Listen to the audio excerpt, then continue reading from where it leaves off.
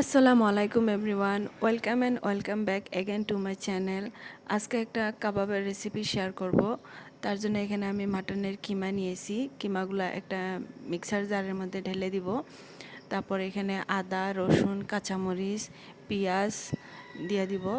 তার সাথে ক্রাশড ধনিয়া, ক্রাশড জিরা, গোলমরিচের গুঁড়া, নুন, হলুদের গুঁড়া, লাল মরিচের গুঁড়া, গরম মশলা গুঁড়া সবগুলো একসাথে দিয়ে আমি একটা পেস্ট বানিয়ে নিব।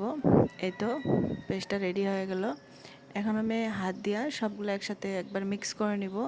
তারপর হাতের মধ্যে একটু তেল লাগিয়া আমি কাবাবগুলা এইভাবে রেডি করে নিব। চপস্টিকের সাথে আমি এইভাবে কাবাবগুলা হাত দিয়া রেডি করে নিব। এই তো হয়ে গেছে আমার রেডি কাবাবটা একটা বানিয়ে দেখালাম। এইভাবে আমি সবগুলা বানিয়ে নিব। এখন একটা প্যানের মধ্যে তেল গরম করে ওখানে আমি কাবাবগুলা একটা একটা করে দিয়ে ভেজে নিব। আমি এখানে মাটন ইউজ করেছি, আপনারা যে কোনো মিট দিয়ে এটা বানাতে পারবেন। কাবাবগুলা লো হিটে আস্তে আস্তে কুক করতে হবে, একটু সময় নিয়ে, না হলে ভিতরে ভালো করে কুক হবে না, কাঁচা থেকে যাবে। তো এভাবে আস্তে আস্তে উল্টে পাল্টে একটা একটা করে ফ্রাই করে তারপরে আমি এগুলা তুলে নিব। এইভাবে দেখেন একদম ইজি গলা কাবাব বানাইতে। আপনারা এভাবে একবার ট্রাই করতে পারেন।